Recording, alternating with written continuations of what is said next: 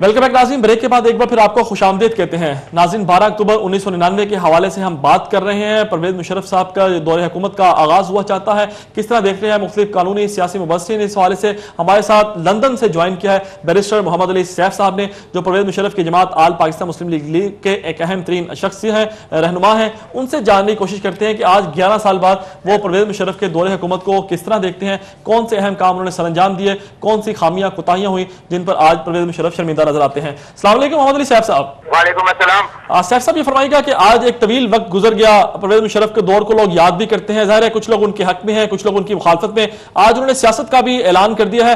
किस तरह आप तज्जिया करते हैं इन 11 सालों का परवेज़ मुशर्रफ के दौरे हुकूमत के बाद? देखें जी, बड़ी वाज़ेह सी बात है कि परवेज़ मुशर्रफ साहब के दौरे हुकूमत में जो काम हुए, जो तरक्याती काम हुए और मुल्क की मईशत और जो समाजी और जो सियासी निज़ाम था पाकिस्तान का, उसमें जितना इस्तेहकाम आया, मैं समझता हूँ कि पाकिस्तान की जो हालिया तारीख है उसमें उसकी कोई मिसाल नहीं मिलती।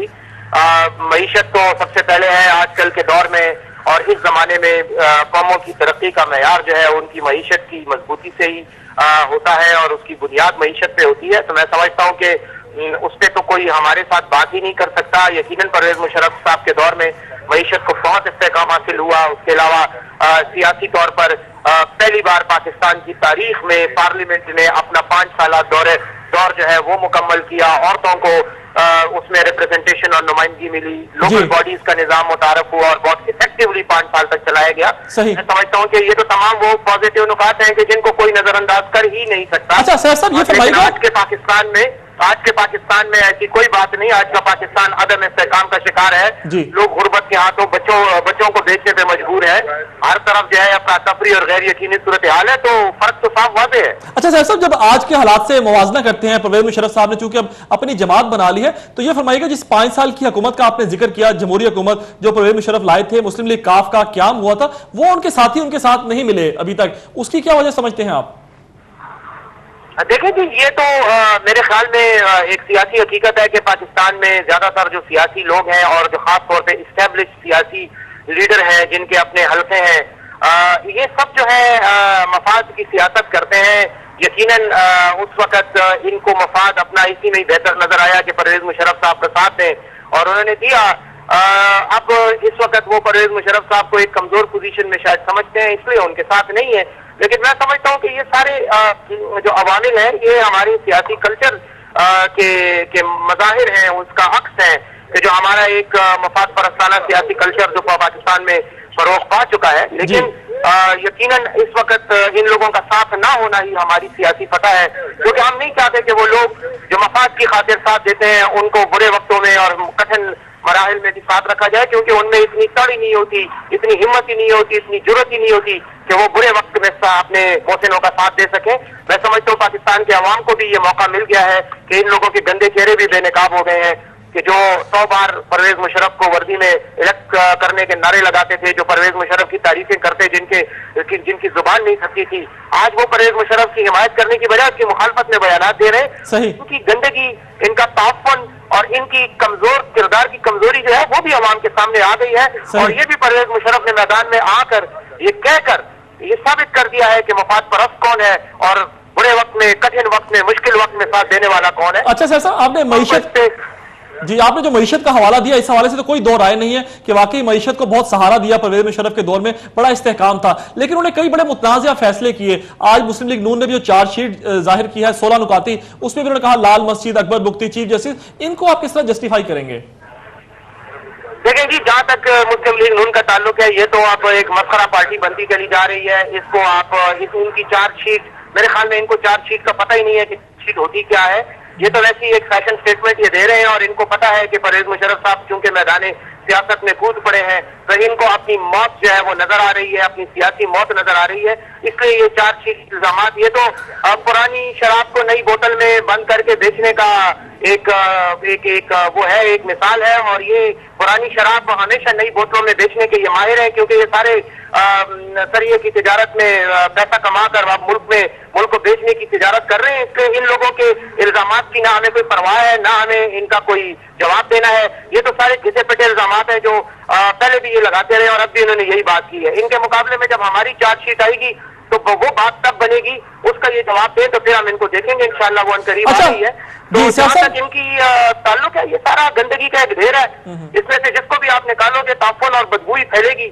اس لیے انشاءاللہ اب ہم کدال لے کر گندگی کے گھیر کو پاکستان سے باہر ہی پھینکیں گے اور بحیر عرب میں غرق کریں گے. اچھا صاحب یہ بتائیے گا، آپ پہلے بھی پرویز مشرف صاحب کے ساتھ تھے جب وہ اقتدار میں تھے، اب وہ لندن میں اپنا وقت گزار رہے ہیں، آپ نے کیا فرق پایا ہے ایک جنرل پرویز مشرف کے اندر، ایک ریٹائرڈ پرویز مشرف کے اندر، اور اب جبکہ وہ ایک جماعت کے قائد ہیں، کیا آپ ڈفرنس پاتے ہیں ان کی شخصیت میں؟ لیکن جی انسان اپنے جتنی اس کی عمر بڑھتی ہے، جتنے اس کے تجربے بڑھتے ہیں، اس طرح اس کی شعور کی پختگی بھی بڑھتی ہے. میں سمجھتا ہوں پرویز مشرف صاحب جو ہیں وہ جب جرنیل تھے اور جب پاکستان کے صدر تھے تو اس وقت ان کی اپنی ایک شخصیت تھی اور اس وقت اپنے حالات کے مطابق انہوں نے مختلف فیصلے کیے. یقیناً یہ بات حقیقت ہے کہ فیصلے غلط بھی ہوئے، فیصلے اچھے بھی ہوئے. انسان جب حکومت کرتے ہیں تو انسان سے غلطیاں بھی ہوتی ہیں، لیکن انسان کا کردار یہ ہے کہ وہ غلطیاں بھی کرتا ہے، وہ اچھے کام بھی کرتا ہے. لیکن انسانی کردار کی عظمت کا ثبوت یہ ہے کہ وہ اپنی غلطیوں کو پھر تسلیم بھی کرتا ہے. جیسے پرویز مشرف صاحب نے تسلیم کیا کہ ان سے بھی غلطیاں ہوئی اور انہوں نے ان غلطیوں پر طور سے معافی مانگی. رہ گئی بات آج کے دور کی، تو پرویز مشرف صاحب ایک بہت ہی سمجھدار، باشعور اور ایک سوچ رکھنے والے، ایک فکر رکھنے والے اور ایک درد مند، پاکستان کے لیے درد مند دل رکھنے والے رہنما ہیں. اور انشاءاللہ میدان سیاست میں آ گئے. اب آگے دیکھیے ہوتا ہے کیا. ان سارے سیاسی مداریوں کے سرکس جو ہے نا، ان کو ہم ٹرکوں میں بند کر کے بحیر عرب میں پھینکیں گے. انشاءاللہ ان کا کھیل اب ختم ہونے والا ہے. اس لیے یہ جھوٹے الزامات بھی لگا رہے ہیں. کہیں اکبر بگٹی کا وہ کوئی پتہ نہیں پوتا ہے کہ نواسا ہے کہ پتہ نہیں کیا ہے، اس کو بھی پتہ نہیں کس حد تک وہ جینون ہے اور کس حد تک انجینون ہے. وہ بھی ان کی شراب کی عطا کی ہوئی بوتلوں پہ کو چڑھا کے جو ہے وہ پرویز مشرف کے خلاف مقدموں کی باتیں کرتا ہے. کبھی کہتا ہے میں 1 ارب روپے دوں گا، حالانکہ پیسے جو ہے تنخواہ وہ نواز شریف سے لیتا ہے. ان لوگوں کو ہم ایکسپوز کریں گے انشاءاللہ. اچھا یہ بتائیے گا محمد علی صاحب کہ کب تک ارادہ ہے؟ اور میں یہ بھی بتا دوں کہ وہ ان کا وہ برام دام بھکی جو ہے وہ تو ہندوؤں کے پیسے لے کر جو ہے ان کے ٹکڑوں پہ جو ہے وہ ناچتا ہے اور رقص کرتا ہے کسی طوائف کی طرح. وہ پاکستان آئے، اگر مرد کا بچہ ہے تو پاکستان آئے اور پاکستان میں بیٹھ کے پاکستان کے خلاف بات کرے تاکہ اس کے دانت اور منہ جو ہے ہم توڑ کے رکھ دیں. اچھا صاحب کب تک ارادہ ہے؟ میں نے پاکستان کو ہمیشہ دیکھا ہندوؤں کی یہ غلامی کرتے ہیں اور آج ہمارے خلاف باتیں کرتے ہیں. سب نواز شریف کے اشاروں پر اور اس کی انگلیوں پر ناچنے والی یہ طوائفیں جو ہے ان کو ہم انشاءاللہ عنقریب ان کے مجرم بند کر دیں گے. اچھا صاحب کب تک ارادہ ہے پرویز مشرف صاحب کا پاکستان آنے کا؟ عنقریب انشاءاللہ عنقریب. پارٹی فیصلہ کرے گی، پارٹی بن گئی ہے، پارٹی کی ایک ہائی کمانڈ ہے، وہ انشاءاللہ فیصلہ کرے گی. اور جیسے ہی ہم فیصلہ کرتے ہیں پاکستان کے حالات میں ہم اپنی اسٹریٹجی بنا رہے ہیں پولیٹیکل، اس میں ہم فیصلے کریں گے اور انشاءاللہ عنقریب جو ہے اس کا اعلان بھی ہم کر لیں گے. کچھ لوگوں کا خیال ہے کہ جلدی میں تھوڑا سا ان کی راتوں کی نیندیں حرام کرنا چاہتے ہیں. ہماری وائٹ پیپر بھی انشاءاللہ عنقریب آئے گا، آپ کے سامنے ہوگا. اور باقی بھی ہمارے جن کے خلاف چارج شیٹ ہے وہ بھی ہم انشاءاللہ بہت عنقریب پیش کریں گے. صاحب آپ کے کچھ مخالفین کا یہ کہنا ہے کہ بڑی جلدی میں پارٹی اناؤنس کی گئی ہے، ابھی کچھ وقت لینا چاہیے تھا پرویز مشرف صاحب کو، پوری پلاننگ کر کے پھر اناؤنس کرنی چاہیے تھی، کچھ جلدی میں فیصلے کیے گئے. آپ کس حد تک اتفاق کرتے ہیں اس بات سے؟ نہیں جی دیکھیں، یہ تو ہر شخص کی اپنی رائے ہو سکتی ہے. جو لوگ یہ پوائنٹ ریز کر رہے ہیں یقیناً میں ان کی رائے کا احترام کرتا ہوں. ان کے یقیناً جو ہے ایک تجزیے کی بنیاد پر ان کی یہ رائے بنی ہوگی. لیکن ہم ذاتی طور پر پرویز مشرف صاحب کی جو ٹیم ہے ہم سمجھتے ہیں کہ مناسب وقت کوئی بھی وقت نہیں ہوتا. وقت کا جو انتظار کرتے ہیں مناسب وقت کا، وہ شاید مناسب وقت کبھی بھی نہیں آتا جس میں کردار ہوتا ہے اور جس کی کوئی سوچ اور نظریہ ہوتا ہے. وہ میدان میں جب کودتا ہے تو وقت خود بخود مناسبت اختیار کرنے لگ جاتا ہے. انشاءاللہ ہم ثابت کریں گے کہ ہم نے جو فیصلہ کیا وہ مناسب تھا، ٹھیک تھا اور قوم کے مفاد میں تھا. بہت شکریہ محمد علی صاحب، انشاءاللہ آپ سے پھر رابطہ ہوگا. جی ناظرین، سابق صدر پرویز مشرف کے ایک قریبی ساتھی بیرسٹر محمد علی سیف لندن سے ہمارے ساتھ ٹیلی فون لائن پر گفتگو کر رہے تھے. کافی دنوں سے اس وقت وہ لندن میں موجود ہیں. پرویز مشرف کے ساتھ وہ ان کی جماعت کے لیے کافی کلیدی کردار بھی ادا کر رہے ہیں، جسٹیفائی کر رہے تھے پرویز مشرف کے اقدامات کو. ظاہر ہے معیشت کے حوالے سے تو واقعی لوگ آج بھی یہ بات کرتے ہیں کہ اس وقت نہ صرف ڈالر میں استحکام تھا، جو روزمرہ کی اشیاء تھی ان کی قیمتوں میں بہت حد تک استحکام تھا. بجلی کی قیمتیں اس قدر خوفناک نہیں تھیں. لوگوں کو جو بحران تھوڑے بہت سامنے میں فیس کرنے پڑے آخری 2 سالوں کے اندر، کم از کم پہلے 6-7 سالوں کے اندر وہ مسئلے سامنے نہیں آئے تھے. لیکن پرویز مشرف کی کچھ اچھی باتیں تو لوگ یاد کرتے ہیں، لیکن اس کے ساتھ ساتھ جس انداز کے اندر رات کے اندھیرے میں انہوں نے شب خون مارا تھا عملیت کے اوپر، سب سے بڑا ان کا یہ ظلم 2 مرتبہ آئین کو توڑنا، لال مسجد کا خوفناک ترین آپریشن، اکبر بگٹی کا قتل. یقیناً یہ اتنے بڑے الزامات ہیں. اور پھر آخر میں جو چیف جسٹس صاحب نے سلوک رکھا، جو ان کی گرتی ہوئی دیوار کے اندر آخری کیل ثابت ہوئی، اس وقت یقیناً پرویز مشرف کو سوچنا چاہیے تھا کہ اس قسم کے خوفناک اقدامات وہ کیوں اٹھا رہے ہیں. اگر آج وہ مشیروں پر اپنے بات ڈال کر بری ذمہ ہونا چاہتے ہیں تو ظاہر ہے قوم ان کو اتنی آسانی سے معاف نہیں کر سکتی، کیونکہ اصل دمام اقتدار ان کے اپنے ہاتھ میں تھی.